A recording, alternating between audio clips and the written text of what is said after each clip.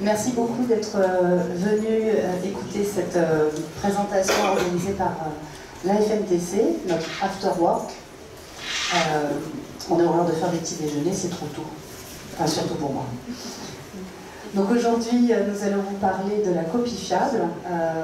Nous nous baserons sur le livre blanc qui a été publié par l'AFMTC cette année. Et nos excellents intervenants aujourd'hui sont Amélie Fraisier de security.com et Gabriel Gilles. Amélie va nous parler du contexte réglementaire.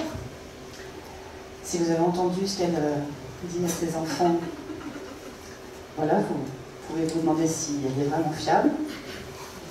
Et fidèle. La question, oui, elle se pose là, tu es fidèle. Et intègre. Et intègre. Gabriel, quant à lui, va intervenir en qualité de consultant, mais surtout d'auditeur. Et pour ma part, j'interviendrai en tant que présidente de la commission de normalisation et je vous présenterai le contenu de la norme. Donc nous aurons trois parties distinctes et très scolaires. Le contenu réglementaire, le contenu de la norme et les points de vigilance. Et nous vous demandons de garder vos questions à la fin parce que nous pensons que vos questions vont se recouper les unes les autres pour pouvoir échanger de manière plus souple. Et je vais donc laisser la parole à Amélie. Bonjour à tous. J'ai pris ma voix plus croudeuse. Donc, pour commencer, donc, le contexte réglementaire, je passe moi-même, c'est ça? Oui. D'accord, bon, je pensais que j'avais une assistante, mais non. Je peux le faire. Non, je vais le faire. Donc, pour commencer ce contexte réglementaire autour de la copie fiable, donc vous l'avez bien vu, le titre de notre guide s'appelle Copie fiable, c'est-à-dire numérisation fidèle et archivage électronique. Donc, on voulait commencer en faisant un petit rappel du contexte réglementaire et surtout de la hiérarchie des textes, qui est très importante. Vous voyez tout en haut du schéma, en premier lieu, le Code civil, avec l'article 1379 dont nous allons parler juste après. Nous aurons en dessous du Code civil le décret, donc 2016-1673, d'accord. Puis ensuite, nous aurons dessous les normes. Et encore en dessous, les audits libres, les autodéclarations, legal opinion, etc. La grande différence que vous allez voir ici, je ne sais pas si vous l'appréciez bien, c'est qu'en fait, les deux premiers points, donc le Code civil est d'application obligatoire, bien évidemment, le décret également, bien évidemment. Les normes, elles, sont d'une application volontaire, elles ne sont pas obligatoires, ainsi que vont l'être les autodéclarations, audits internes, etc. D'accord? Donc, on va ici vous parler, en ce qui me concerne, je vais vous parler de ce qui est d'application obligatoire. Donc ici, vous avez l'article 1379 du Code civil. Je pense que vous devez peut-être tous le connaître ou pas, on va en faire une lecture rapide. La copie fiable a la même force probante que l'original. La fiabilité est laissée à l'appréciation du juge. Et là, je vais faire une petite piste de lecture. C'est quelque chose que vous voyez en vert qui est très important, parce que tout simplement, ça veut dire que la preuve du respect des prescriptions est libre et elle reste à l'appréciation du juge. D'accord? Donc ça, c'est très important. Néanmoins est réputée fiable la copie exécutoire ou authentique d'un écrit authentique. Est présumée fiable, on a toujours cette phrase, ces petits mots, ce groupe nominal qui est en vert. Pourquoi? Parce qu'ici, lorsqu'on parle de présomption de fiabilité, on a une indication sur l'inversion de la charge de la preuve. Et ça, c'est important parce qu'en tant qu'utilisateur, opérateur, prestataire, etc., c'est ce que l'on va tenter d'aller chercher pour nous protéger, bien évidemment. D'accord? Donc ici, est présumé fiable jusqu'à preuve du contraire, toute copie résultant d'une reproduction à l'identique de la forme et du contenu de l'acte. Encore une fois, petite piste de lecture, cette reproduction à l'identique de la forme et du contenu, elle va finalement vous transmettre des critères de fidélité qui vont devoir être définis pour chaque cas. D'accord? Et ça, vous allez le voir ensuite lorsque Cédric va vous parler de la norme. Oui. Et dont l'intégrité est garantie dans le temps par un procédé conforme à des conditions fixées par décret en Conseil d'État.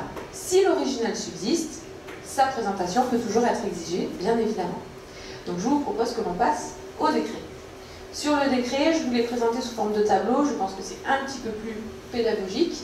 Donc ici, vous avez différents articles au sein de ce décret, vous en avez notamment 7. Le premier article va définir les deux procédés de reproduction.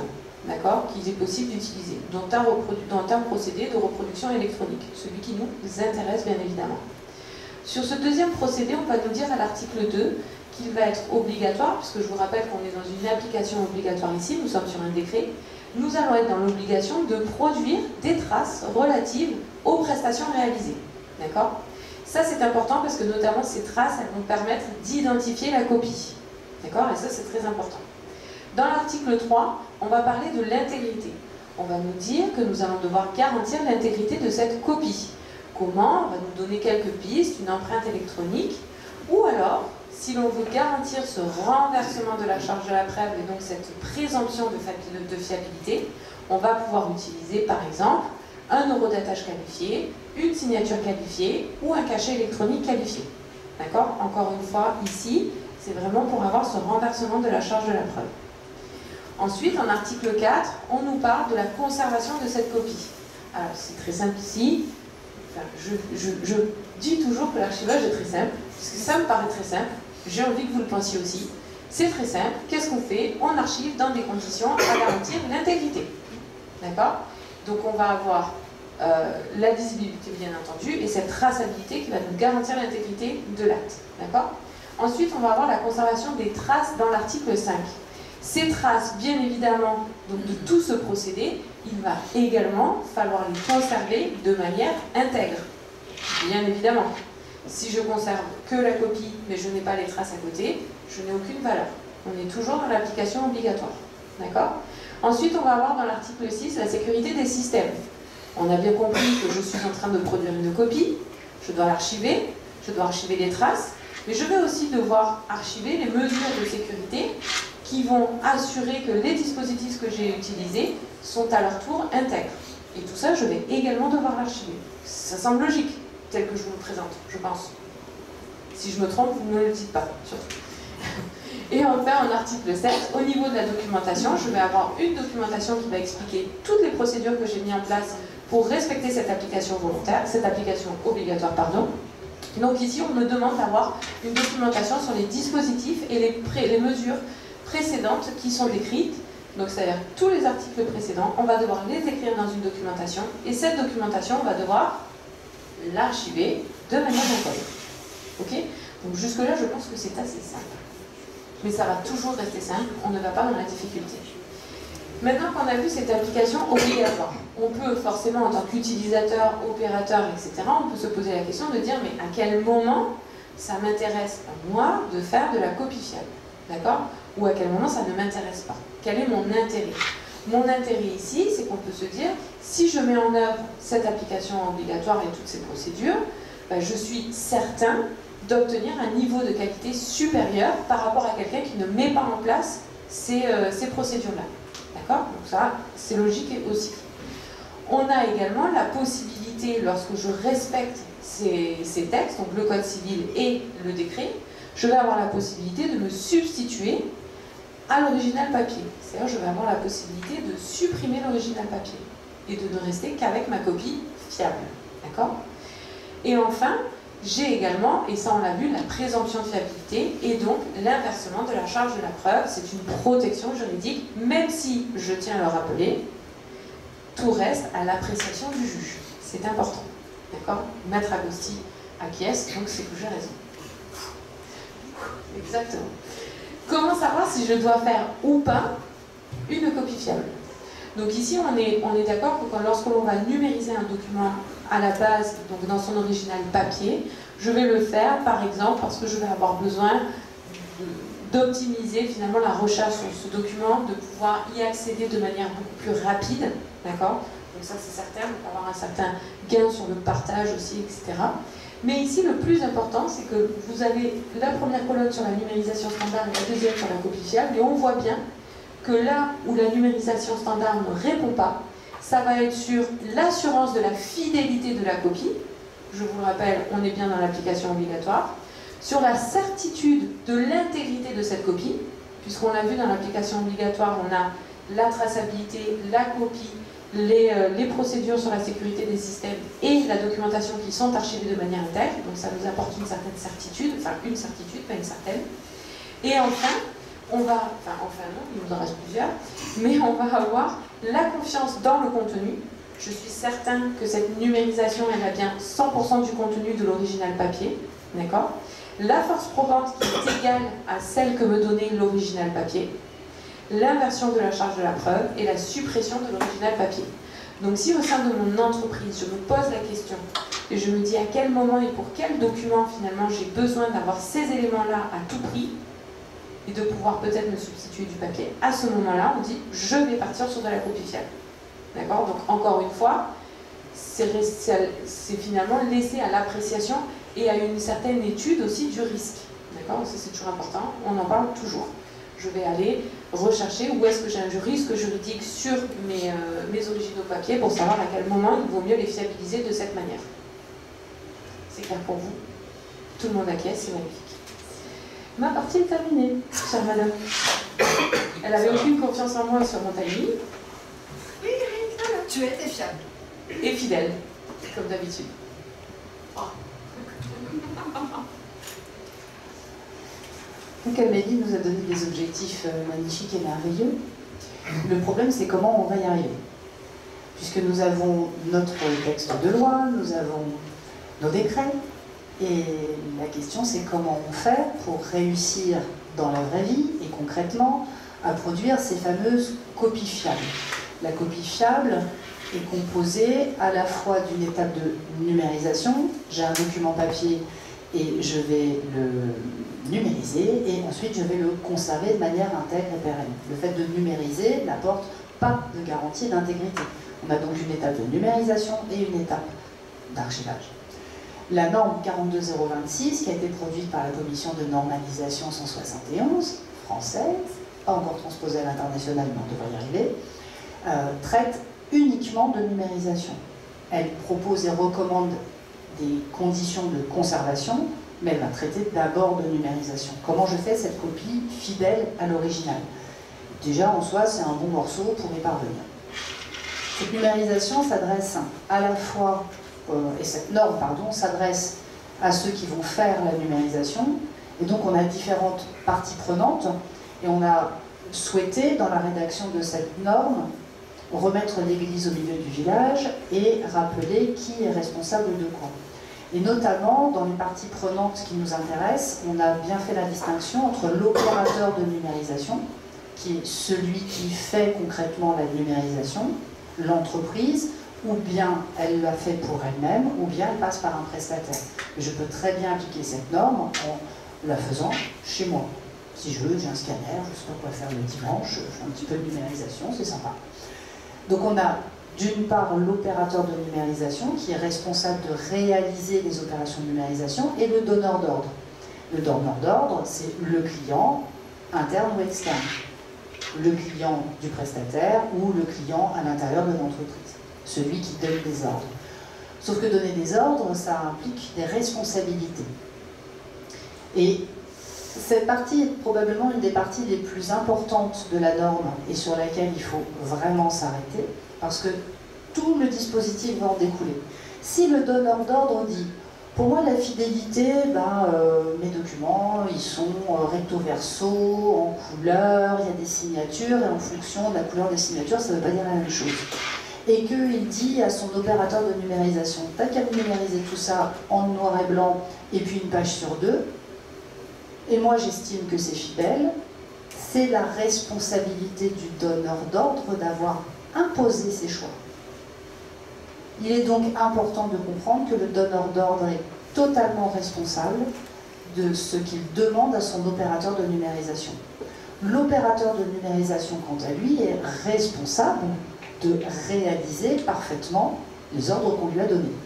Ça n'empêche pas d'avoir un devoir de conseil, ça ne l'empêche pas d'alerter son client, mais il est important de dire qui est responsable de quoi. Donc ces parties prenantes, elles sont très importantes parce qu'en plus, dans tout le texte, que vous lirez bien sûr, parce que vous avez acheté la norme, et le référentiel de certification qui lui est gratuit, vous allez lire le DO et le PO partout. Donc le DO, c'est le donneur d'ordre. Et celui-ci, c'est vraiment celui qui prend le plus de responsabilités. L'opérateur, lui, exécute, mais il a intérêt à bien exécuter, et son exécution est parfaitement encadrée. Dans la responsabilité, donc notre donneur d'ordre, il va devoir valider la fidélité du résultat. D'abord, il donne des objectifs, et puis une fois que la numérisation a été réalisée, c'est bien le donneur d'ordre qui doit dire est-ce que le résultat de la numérisation est bien fidèle à l'original ou pas. L'opérateur ne peut pas savoir. Il peut savoir, mais on peut lui donner des pistes et des indices, mais en tout cas, c'est bien celui qui décide de dématérialiser un document qui est responsable de la qualité, enfin de valider la qualité du livrable. Encore une fois, si je demande à mon opérateur de numérisation de réaliser cette numérisation et qu'il me présente le livrable et que je ne le regarde pas du tout, et puis que dans 5 ans je dis « Ah bah oui, mais non, c'est pas fidèle à l'original », si on a supprimé l'original, on va avoir des petits soucis. Donc il est très important pour le donneur d'ordre qu'il prenne sa responsabilité de contrôle final du livrable pour se prémunir lui-même de tout risque. C'est son intérêt de s'assurer que le livrable est bien conforme à l'original. Il n'y a que lui qui peut dire que c'est vraiment fidèle selon ses critères. Et les critères de fidélité, on verra qu'on va les retrouver ailleurs. Il est également 1, 2, 3 responsable. C'est dur la responsabilité. Il est également responsable de la conservation intègre et pérenne des documents ainsi numérisés.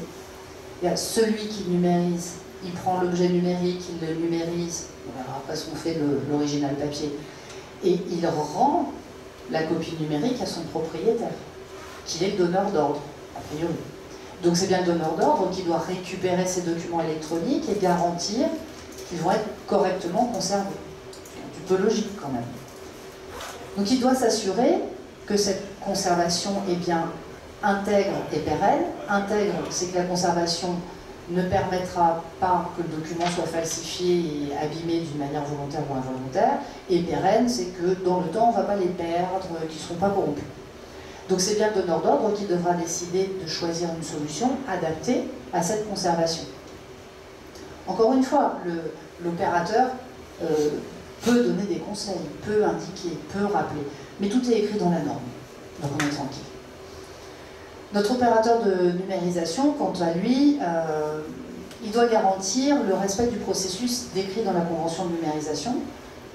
Donc entre l'opérateur et le donneur d'ordre, on a une convention.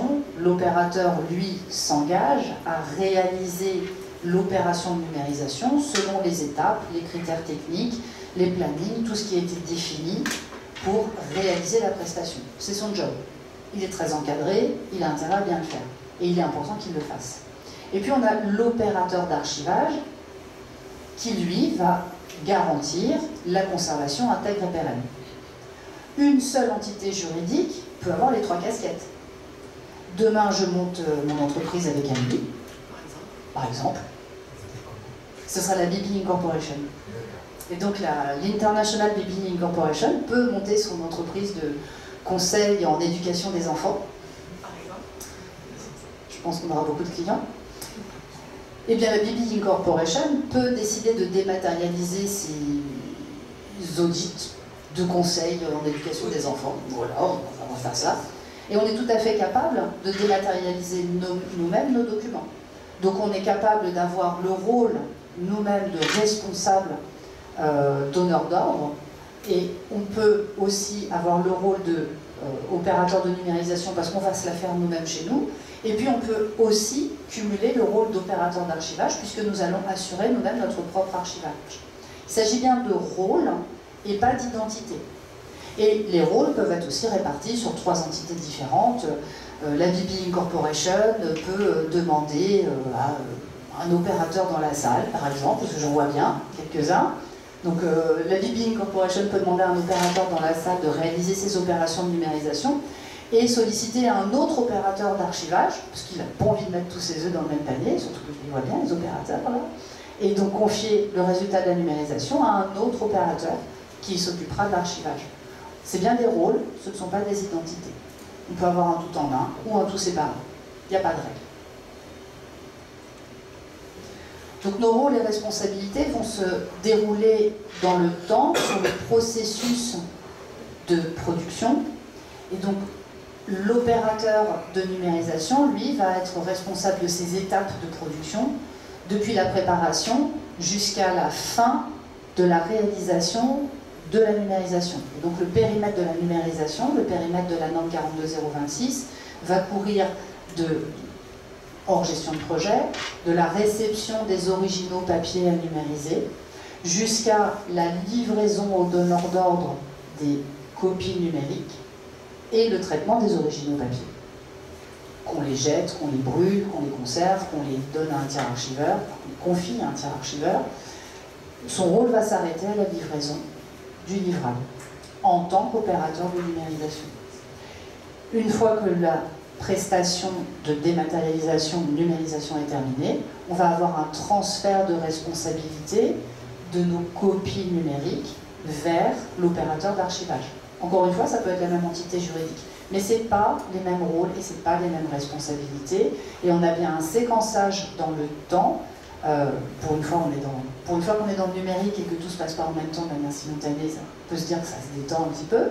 Qu'on a bien un séquençage chronologique, réception des originaux, préparation, numérisation, tous les traitements nécessaires à la numérisation fidèle. On achève le travail, on ferme un livrable, on le remet à son propriétaire ou à son mandataire et la numérisation est terminée. Et pour aller jusqu'au bout de la coquille fiable, le livrable est bien transféré en bonne et due forme dans un système qui va en assurer la conservation en bonne et due forme. C'est limpide, non? Elle est très bien faite, cette norme. Oui, elle est très bien faite. Elle est très bien faite, mais elle est complètement en révision. Puisqu'elle est très bien faite, mais elle est suivie quand même par les opérateurs, et que, à ce titre, la norme est en cycle de révision depuis de nombreuses semaines, avec de nombreuses heures de travail, et qu'elle va être encore améliorée. Donc ce que l'on dit aujourd'hui, c'est vrai, et sur le fond, ça ne changera pas des tonnes. La norme impose des étapes obligatoires de numérisation. Il va falloir que je me rapproche parce que c'est tout petit, moi je vois rien, je suis oui, ça va. Donc il y a 12 étapes obligatoires. Pour simplifier les choses, et parce qu'on est dans le monde physique, la numérisation c'est quand même des activités physiques, on a une... Merci, j'ai eu 45 ans, je ne vois plus de loin ni de près. Merci Amélie. Pour faciliter les choses, mais c'est surtout que comme on est dans le monde physique, on est obligé de séquencer de manière chronologique dans un ordre. Comme ça, on ne peut pas délivrer le livrable numérique avant de l'avoir numérisé. C'est simple. Encore une fois, c'est ça qui est rassurant, on est dans quelque chose de simple. Donc on va voir toutes les étapes de transfert physique qui sont décrites dans la norme, puisqu'on reçoit des documents qui sont la propriété de notre donneur d'ordre, et il va appartenir au processus de bien identifier ce qui est reçu. Est-ce que ce que j'ai reçu est bien conforme à ce que j'attends en tant qu'opérateur? Et ça va être toutes les opérations de contrôle à réception. C'est des opérations dont on ne parle pas beaucoup, mais qui sont vraiment essentielles, parce que si j'attends des documents et que je ne les reçois pas, qu'il y en a trop ou pas assez, il est absolument nécessaire de savoir ce qu'on va vouloir en faire. Ça peut paraître une énorme lapalissade, et pourtant c'est un point critique du processus qui doit être parfaitement décrit et encadré dans la Convention. Alors ça peut aller du contrôle simple, où on va dire bah, j'attends entre 2 et 5 palettes par mois, et ça c'est mon critère de contrôle, jusqu'à l'extrême inverse qui va être un récollement page à page sur un inventaire. Bon là on est dans la numérisation patrimoniale d'un incudable du 15e, mais ça peut aller jusque-là. C'est-à-dire que la norme ne dit pas vous devez absolument faire un inventaire, un récollement. Elle dit vous devez faire un contrôle à réception. Et les critères de ce contrôle à réception sont définis par le donneur d'ordre et mis en œuvre par l'opérateur. Donc c'est au choix, c'est un équilibre bénéfice-risque réalisé, choisi par le donneur d'ordre. Donc ces étapes physiques qui ne sont pas triviales, contrôle à réception, préparation des originaux papier. Alors dans un coût de numérisation, bah, en gros c'est ce qui coûte le plus cher, parce que la préparation, par exemple, si on a un flux entrant de factures, bah, ça va consister à recevoir des enveloppes, ouvrir les enveloppes, ne sortir que la facture, et souvent il y a autre chose qu'une facture, dans une enveloppe il y a des factures, ça peut même être des factures écrites à la main, ça ne va pas durer, mais pour l'instant ça existe encore. Donc on a des étapes de préparation qui sont importantes, remise au format, enlever les attaches, remettre dans l'ordre, remettre des séparateurs. Donc c'est une phase qui est très importante et très coûteuse parce que souvent elle est faite encore pour grosse partie par des êtres humains. Cette opération, une fois qu'elle est terminée, on va basculer dans la partie acquisition, c'est-à-dire qu'une fois qu'on a bien préparé les documents papier, on va voir la partie acquisition-numérisation qui, en réalité, le temps imparti à la numérisation, il est ridiculement court parce que les machines que nous avons aujourd'hui sont extrêmement rapides. Donc la norme nous dit quand même qu'à l'intérieur de ce processus très très rapide, on a une phase d'acquisition, c'est-à-dire la numérisation à proprement parler, fabriquer l'image, et des opérations de post-numérisation. La post-numérisation, c'est tout ce qu'on fait sur l'image. On garde ou on enlève les pages blanches, on redresse parce que c'est un petit peu de guingois. Finalement, on va dégrader les couleurs, on peut faire beaucoup de choses. Et tout ça aussi, ça doit être décrit. Toute la partie extraction des métadonnées à l'intérieur des contenus, c'est souvent nécessaire. Les parties de composition du livrable, est-ce que je vais faire un PDF par facture ou un PDF avec les factures du jour? C'est la première option. Mais en tout cas, le livrable numérique est composé. Quand je numérise un document de 50 pages, est-ce que je fais un PDF de 50 pages ou 50 PDF de 1 page? C'est une composition, c'est une étape de traitement. Et entre l'image qui est sortie du scanner et le PDF qui est à la sortie, si c'est un PDF, ben, il y a eu des manipulations informatiques successives qui, encore une fois, sont très rapides, mais ne sont pas triviales et doivent être prises en considération et décrites. Et absolument décrites. Et à la fin, on va avoir le contrôle qualité par l'opérateur de numérisation. Où lui va vraiment contrôler que toute sa chaîne de production est parfaitement conforme à ses engagements, à ses niveaux de service. Et c'est une grosse responsabilité puisqu'il va transférer ensuite ces documents, ces livrables, vers son donneur d'ordre. La partie livraison du livrable n'est aussi pas triviale non plus parce qu'on est dans du numérique, donc évidemment on ne va pas lui remettre le donneur d'ordre un CD, une clé USB. Donc quand on a toute une partie transfert, et le transfert induit aussi l'exposition du document. Donc le document n'est pas, a priori, va être mis dans une interface. Donc il va être transféré vers un système d'information de manière à ce que l'utilisateur puisse regarder le document et toutes les étapes sous-jacentes doivent être décrites avec les niveaux de service et les niveaux de sécurité afférents. Tout ça c'est très rapide. Mais si ce n'est pas correctement décrit, et la norme encore une fois insiste énormément sur ces étapes. Et à la fin de la fin, on va avoir notre donneur d'ordre qui doit valider que ce qu'il voit est bien conforme à ce qu'il attendait dans les délais. On a bien entendu toutes les étapes de traitement sur les originaux physiques, qui non plus ne sont pas triviales, parce que la numérisation fidèle à des fins de copie fiable n'induit pas nécessairement la destruction de l'original papier. C'est pas une fin obligatoire. On peut très bien vouloir faire une copie fiable et la stocker dans un système d'information parce qu'on a besoin de la conserver et de la consulter très souvent pendant 24 mois, mais qu'au bout de 24 mois, finalement, ce sera plus mouvementé et ne garder que l'original papier, c'est possible. C'est tout à fait possible, c'est faisable et c'est plutôt vu et ça existe. C'est pas mon invention personnelle. Donc il faut décider ce qu'on va faire de nos originaux papier. Les originaux papier post-numérisation, souvent on va les garder dans des systèmes d'information, dans des systèmes de conservation physique, pardon, ou les détruire. La destruction elle-même doit être quelque chose d'encadré, d'écrit, parce qu'on ne détruit pas des documents papier comme... D'ailleurs, on ne détruit pas des documents papier, on les met dans la poubelle à papier, déjà, étape 1. Et on peut appliquer dessus des traitements de confidentialité, c'est-à-dire d'appliquer des normes qui vont nous permettre de décrire de manière structurée comment je détruis le document. Est-ce que je le coupe en deux, en 4, en rondelles, en confettis? Quel est le niveau de confidentialité de la destruction nécessaire, puisque les documents que nous avons manipulés sont peut-être des, je sais pas moi, des bulletins de paye, des contrats de travail, des contrats, des choses très importantes. Donc il y a un niveau de confidentialité à traiter, et l'opérateur qui va être en charge, donc ça peut être l'opérateur de numérisation ou le prestataire spécialisé de l'opérateur de numérisation, et tout ça, ça doit être décrit. Donc on a vraiment des étapes qui se succèdent dans le temps, et avec une divergence entre le papier et l'électronique, à la fin de la phase de numérisation.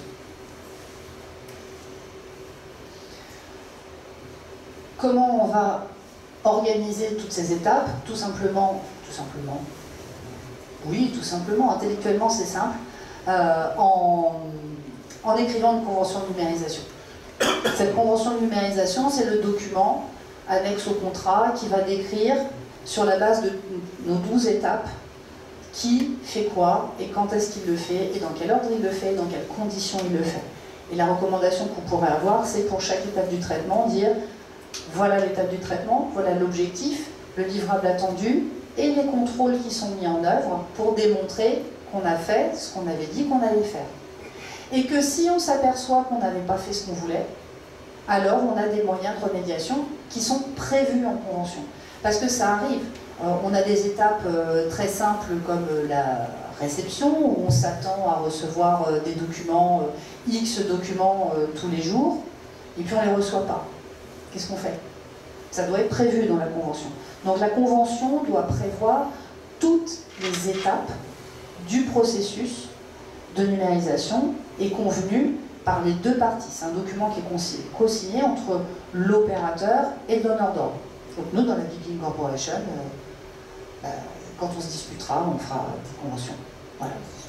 On ne se disputera pas. Donc il est vraiment important de définir les conditions techniques, et finalement ça permet à chacun d'être serein. On a convenu d'une convention, on a écrit tout ce qu'on allait faire, on va faire tout ce qu'on a dit, on va contrôler et on définit dans cette convention les contrôles attendus et la réaction à avoir quand le contrôle n'est pas bon.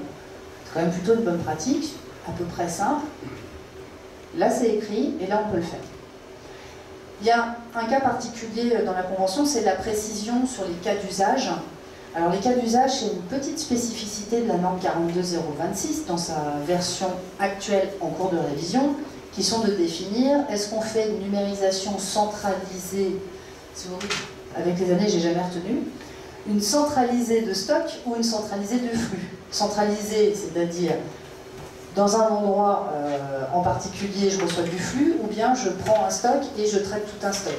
Et décentralisé, je le fais en dehors d'un atelier de numérisation et je m'installe en dehors d'un atelier de numérisation, je numérise un gros stock, ou bien je vais recevoir du flux. C'est un sujet de discussion très important dans la révision actuelle, et peut-être, on n'a pas le droit d'en dire plus, mais peut-être que c'est quelque chose qui pourrait changer, et peut-être carrément disparaître. Peut-être. C'est une hypothèse que je formule à voix haute. On n'en dira pas plus. En tout cas, cette question de convention, c'est fondamental, et c'est ce qui permet de se rassurer, de savoir exactement où on va, de savoir exactement ce que l'on fait, et de ne pas avoir de mauvaises surprises. Et c'est quelque chose qui peut évoluer.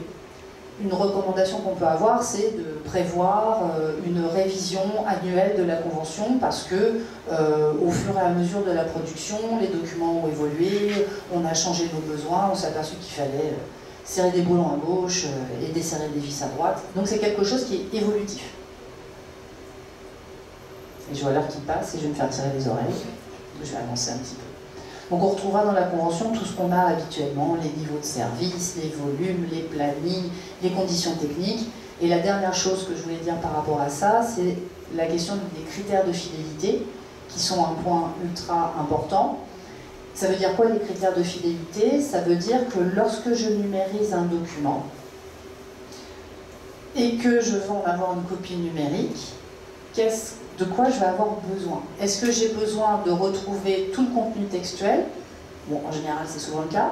Ou est-ce que j'ai besoin d'avoir le contenu textuel plus les couleurs, parce que la couleur des logos signifie quelque chose, ou la couleur du texte signifie quelque chose? Est-ce que j'ai besoin d'avoir le recto verso? Ah oui, j'ai besoin d'avoir du recto verso parce que je pourrais avoir un paraphe sur une page blanche. Et donc les critères de fidélité vont permettre de définir pour le donneur d'ordre en quoi cette copie est fidèle à l'original pour faire valoir ce que de droit. Donc il n'y a pas de règle sur les critères de fidélité. Il est tout aussi pertinent d'avoir une numérisation en noir et blanc qu'une numérisation en couleur, avec une très haute définition ou pas une très haute définition, en fonction du besoin effectif, opérationnel du donneur d'ordre. Et c'est lui qui décide. et l'opérateur exécute. Il exécute très bien, mais il exécute.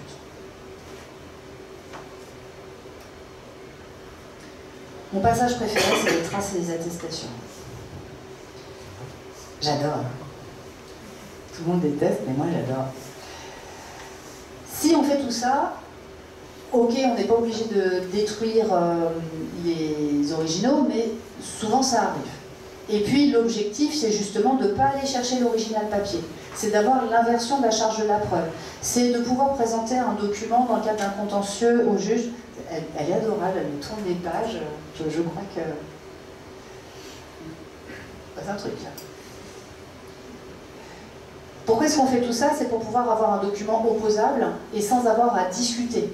Donc il faut apporter le plus d'éléments de preuve, de traces et de confiance dans notre document électronique.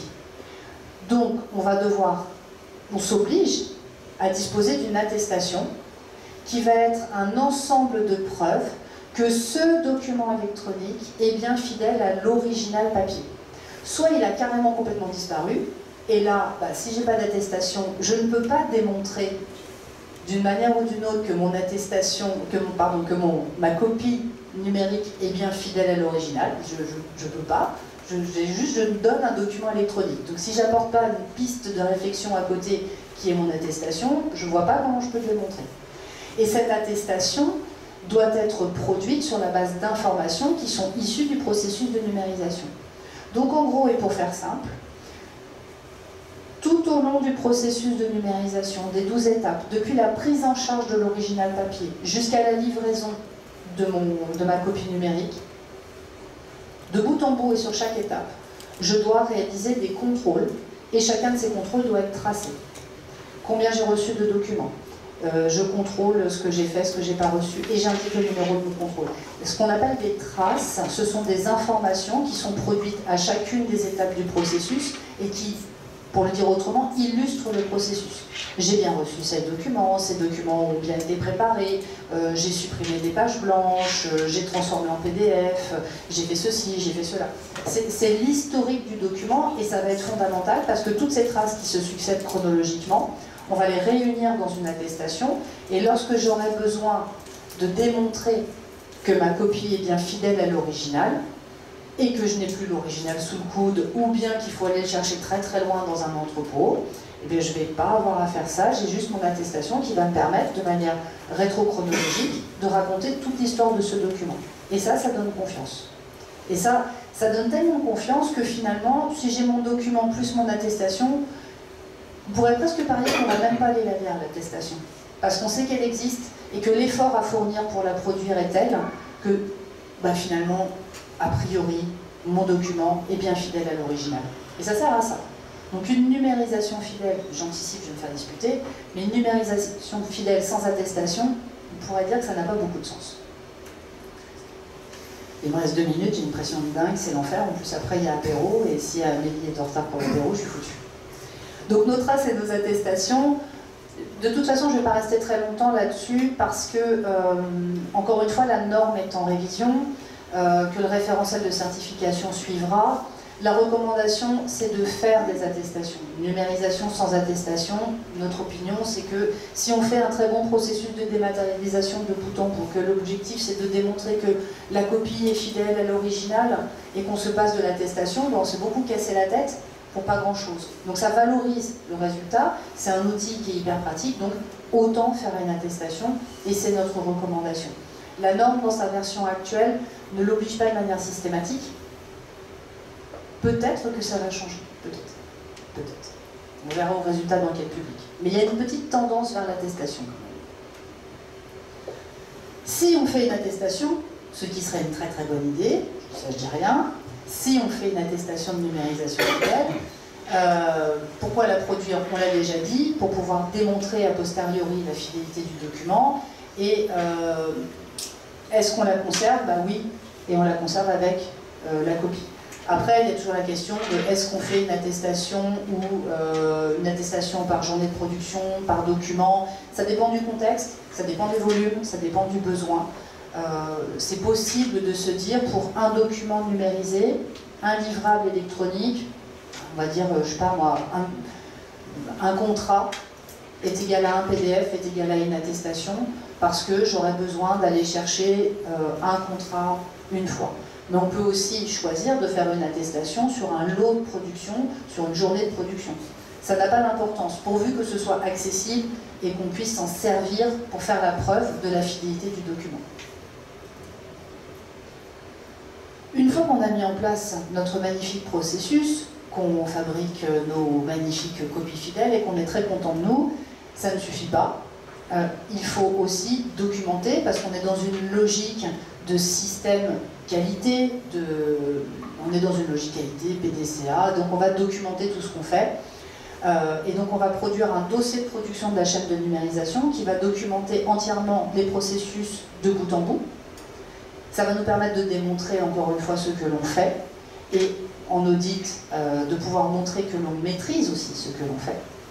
On va avoir tout un dossier de gestion de preuves qui va permettre, au-delà de l'attestation, de démontrer que le processus a été entièrement déroulé tel qu'il avait été prévu. On va avoir un dossier qualité de la chaîne de numérisation pour démontrer que l'outil de production lui-même est bien conforme à ses caractéristiques attendues. Donc on va parler des machines, de la calibration des machines, comment je maîtrise mon outil de production tout simplement. Et puis on a un dossier commercial aussi, c'est quand même un petit peu important, le dossier commercial, mais qui va être plus du domaine contractuel, avec des modèles de proposition technique pour démontrer aussi qu'on ne fait pas de la numérisation sur le coin du comptoir, ce qui pourrait être amusant, mais qui en l'espèce n'est pas satisfaisant puisqu'on est dans une démonstration de la preuve. Donc on a 4 grands blocs de documentation qui sont directement issus d'une logique de gestion de qualité de production. Une fois qu'on a fait tout ça, c'est super, on peut aller encore un tout petit peu plus loin pour aider les donneurs d'ordre à choisir une solution qui répond réellement aux exigences de cette norme, et c'est à ça que va servir la certification. Donc la certification, c'est la certification de conformité à un référentiel. Ici, on parle de la NF 544, qui est donc un référentiel de certification qui permet d'affirmer: oui, tel opérateur de numérisation a bien un outil de production, des dispositifs et un système conforme à la norme NFZ 42026. Après, je peux m'auto-déclarer, je peux me lever un matin, la BB Corporation peut décider de se mettre à faire de la numérisation fidèle et de dire à tout le monde: je fais de la numérisation fidèle. C'est super, croyez-nous, on est hyper sympa, Maggie et moi. Vous n'êtes pas obligé de nous croire. Par contre, si on veut que vous soyez vraiment en confiance avec nous, on ira chercher une certification et donc on sera audité sur tous les éléments du référentiel qui contiennent les éléments de la norme.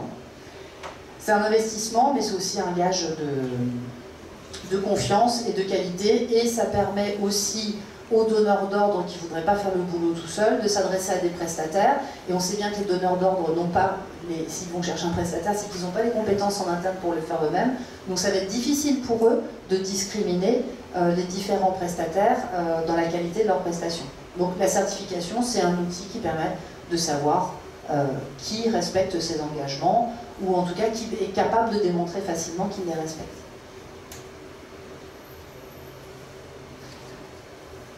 Dernière slide. Détends-toi, Gabriel, tout va bien? Bah oui, on a l'apéro, faut pas rigoler. Là, on a parlé que de la norme 42026, et pourtant on parle de copie fiable. La copie fiable est couverte par la norme 42026, merci maman, sur la partie numérisation. La numérisation, c'est uniquement la 42026. Et si on veut faire une copie fiable, ça ne suffit pas. Si on veut faire une copie fiable, on a dit, si on reprend littéralement les articles du décret, on doit garantir l'identification de la copie, la qualité du procédé. Tout ça, c'est couvert par la 42026 qui va couvrir la partie numérisation. Par contre, comme je l'ai dit, la numérisation, c'est pas du stockage et c'est pas de l'archivage. Donc il est nécessaire sur la partie intégrité de la copie, il est nécessaire de mettre en place un dispositif qui ressemble méchamment à un système d'archivage électronique. Donc on va garantir l'intégrité, et pour garantir cette intégrité, on peut se coller sur EIDAS et les référentiels de l'ANSI, mais l'intégrité toute seule n'est pas suffisante, donc il faut de l'intégrité plus l'incorruptibilité et éventuellement des étapes de conversion, de conservation des empreintes, et c'est tout, mais c'est déjà pas mal. Et donc tous ces éléments-là peuvent être couverts par une norme qui est la norme 42013, la norme d'archivage électronique. Donc si je veux faire une copie fiable, il faut à minima, en bonne et due forme, en suivant l'état de l'art, à minima que je couvre les étapes de numérisation avec les outils qui sont offerts par la norme 42026 et la partie conservation avec les exigences couvertes par la norme 42013. Par-dessus tout ça, bien sûr, il est de bonne loi de mettre un petit peu de sécurité, parce que si j'ai fait un super dispositif, mais que n'importe qui peut rentrer dedans et faire défaut et chointer dans tous les sens, ça va énerver tout le monde.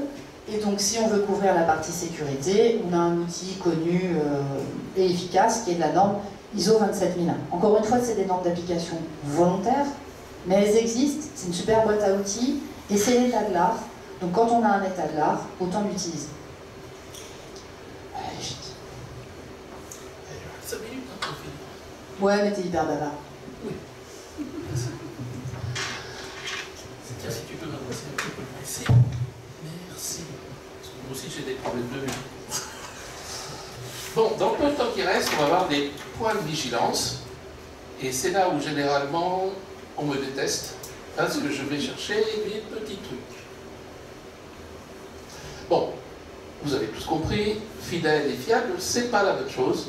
Si une copie fiable est fidèle, l'inverse n'est pas vrai. Mais pour autant, il y a des petites surprises. Donc, on va apprendre, on va dire que la société BB Incorporation. voilà, veut numériser dans ses dossiers RH ses contrats de travail de ses salariés, appelle son opérateur de numérisation, valide ensemble les critères de numérisation de la copie fidèle. Je garde les rectos, tu m'enlèves les petites agrafes, tu me fais du noir et blanc parce que c'est en noir et blanc, tu me redresses bien les images parce que certaines sont un peu de travers, etc. etc. Pour les attestations, j'ai toute ma partie 42026 qui a été bien validée. Évidemment, derrière, il faut que je sécurise ma copie. Donc, les fameux articles 2 à 5 du décret, donc horodatage qualifié, signature qualifiée, par exemple. Parce que c'est ce qui est écrit. Oui. Et la dernière étape, va être effectivement la partie archivage électronique, puisqu'il va falloir quand même conserver ce contrat de travail pendant 10, 20, 30 ans, très longtemps. Et là, on est content. Quelque part, j'ai ma copie fiable. Coucou, j'ai gagné. Bon. Et puis vous vous dites, maintenant que j'ai fait ma partie contrat de travail, j'ai entendu parler qu'on pouvait numériser les notes de frais. On voit plein d'offres sur le marché. Et vous dites, on y va. Ah oui, mais là, le législateur, ou l'administration, a eu une petite idée. Dans le livre des procédures fiscales, j'ai rajouté un petit commentaire qui dit, hop, hop, hop, quand tu reviens là, tu numérises en couleur si la couleur a un sens.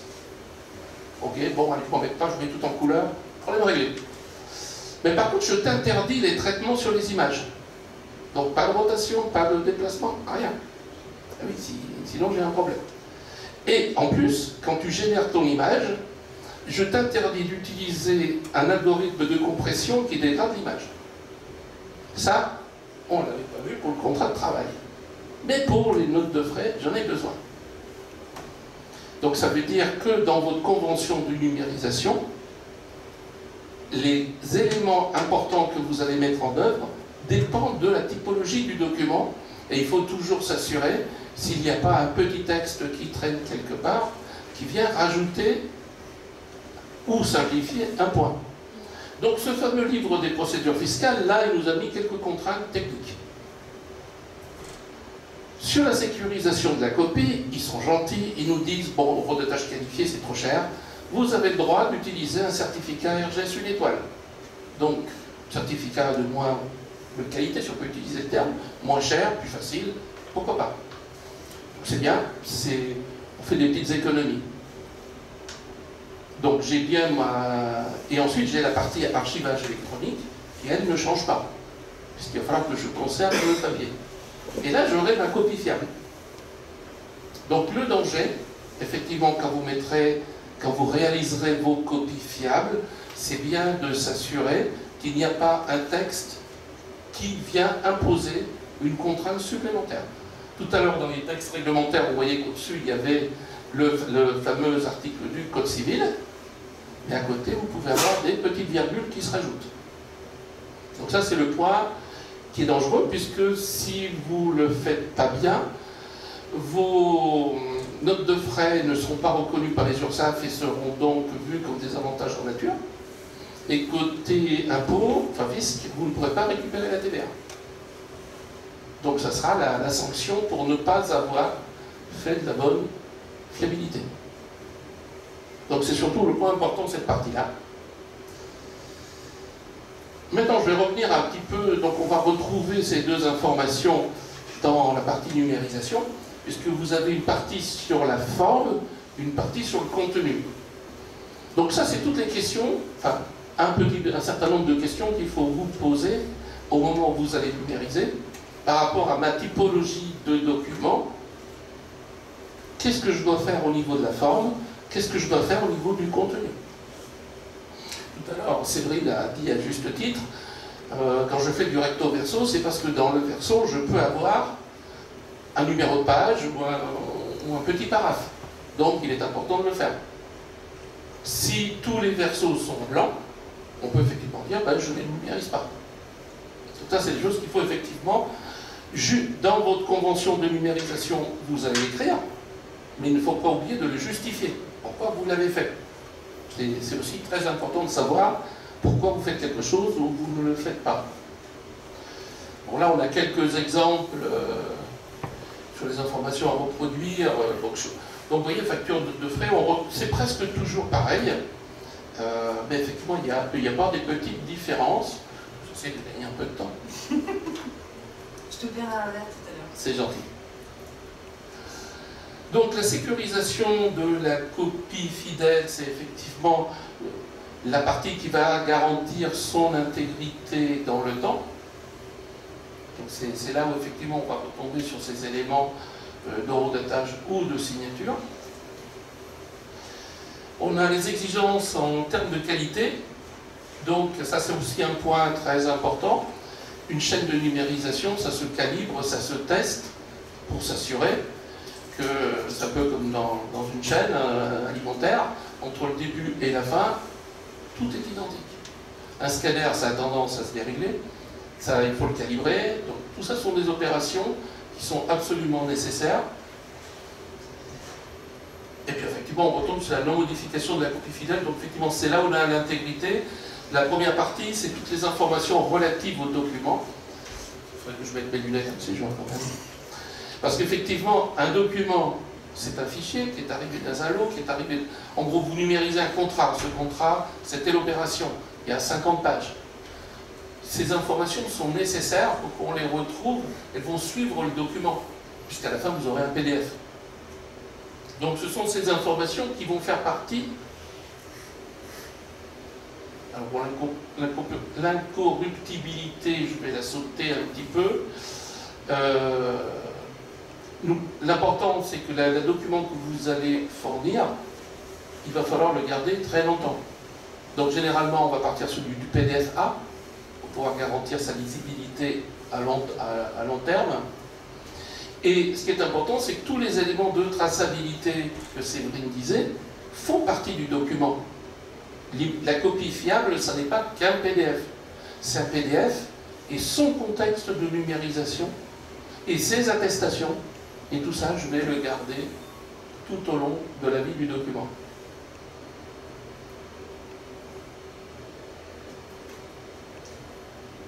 Ce qui nous amène au dernier point, qui sont les métadonnées.